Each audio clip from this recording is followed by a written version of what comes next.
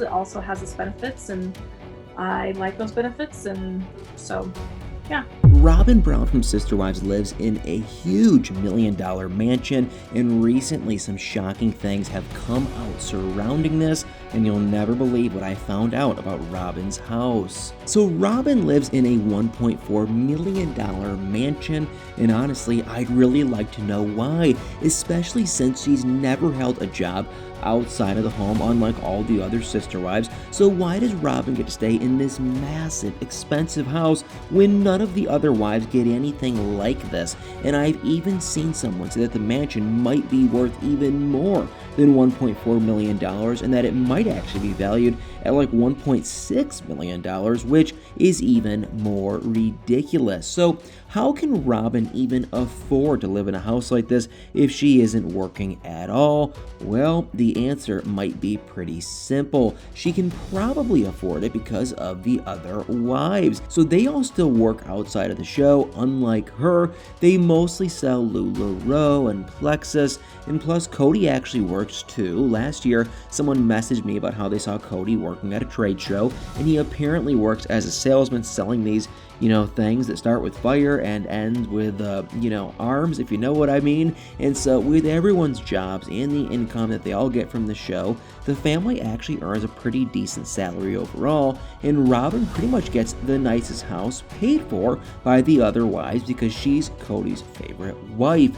I mean, it kind of makes sense. Cody spends the most time at Robyn's house by far, so I get why he would want that house to be the nicest one. And at this point, it's become pretty clear that Cody is mainly invested in his marriage with Robyn, and it just seems to me like he doesn't care for his other wives nearly as much, at least based on what we've seen on the show. And it's all about him and Robyn. It sometimes feels like they're the only ones who are actually in a relationship. I mean, neither of them would ever admit this, obviously, but it seems pretty clear to me, and that's why Robyn gets the nicest house. And I mean, this house is really huge. It was apparently built in '07, and it's about 4,400 square feet. There are 5 bedrooms and 4 bathrooms overall, as well as a massive kitchen and other features like an underfloor heating system and a huge 4-car garage. And like I said, this house is literally a mansion, and I honestly think it isn't really fair that Robyn gets to live there, especially considering that she doesn't really do anything. She doesn't have a job. She doesn't even take care of her and Cody's kids on her own, since they literally have a nanny. And even though Robyn's at home all the time, so that's just another thing that doesn't make any sense. But it's even worse than that, because the other wives have to rent. Yes, Christine had her own house in Flagstaff too, but she's not part of the family anymore, which just leaves Janelle and Mary, who have both been renting their homes. I mean, how is that fair? Why does Robyn get to live in a $1 million mansion while the other wives have to rent? Christine was literally carrying medical debt, but that doesn't seem to be a priority, and Robyn getting her dream home was. And honestly, they always talk about how they are a family, but that's not what it feels like to me at all. It just seems like Robyn always gets what she wants. She's the one who spends the most time with Cody, and so she gets to have all the nice things, and everyone else basically gets left behind. And what makes this situation really bizarre, though, is that Robyn's life wasn't always like this. She used to live in a single wide trailer with her 3 kids, and at the time, she was really struggling to make ends meet, which makes this whole situation even weirder. I mean, she lived like that, but now she insists on a $1 million mansion while the other wives have to rent their homes. I mean, why? It just makes her seem really selfish, in my opinion, like all she cares about is money and herself, like the other wives don't matter at all. And it's not even just the house. Robyn also owns a lot of Coyote Pass, and out of all the wives, Robyn actually owns most of the shares of the property. Janelle comes after her, but again, it's Robyn who owns the most, and even though she is the only one without a job.